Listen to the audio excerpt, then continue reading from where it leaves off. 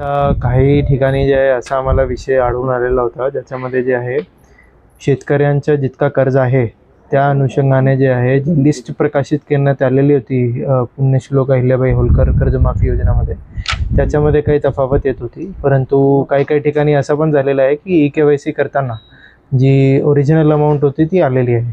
परंतु तरी पण काही शेतकऱ्यांना जे आहे असं संभ्रम असेल की त्यांची जी कर्ज आहे आणि जी प्रकाशित लिस्ट आहे त्याच्यामध्ये जे कर्ज आहे तो वेगवेगळा आहे.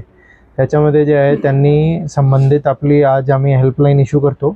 आपण जे आहे सर्व हेल्पलाईनमध्ये जे आहे तो आपण फोन करावा आणि आपली तक्रार कमीत कमी नोंद करावा. आपला एक ऑनलाईन पोर्टल आहे जो आता सुरू होणार आहे. त्याच्या तक्रारीचा आतापर्यंत तो सुरू झालेला नाही आहे. तो तक्रारीचा पोर्टल जे आहे तो FLRS.Maharashtra.gov.in आहे. त्याच्यामध्ये जे आहे एकदा आपली फॅसिलिटी सुरू झाली की मग तो पण आपल्यासाठी आम्ही उपलब्ध करून देणार.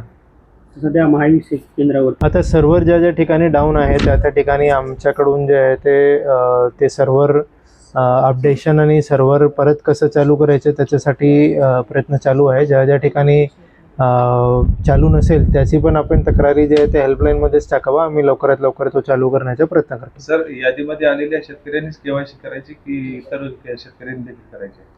नाही, आता यादीमध्ये जे आलेले आहे आधी तो KYC जे आहे तो आधी करावा, कारण आता जे आहे त्यांच्या ऑलरेडी यादीमध्ये नाव प्रकाशित आहे आणि त्यांचं जे आहे एकदा झाला की मग ते लगेच आम्हाला जे आहे तो कर्जमाफी योजनेचा लाभ त्यांना देता येईल.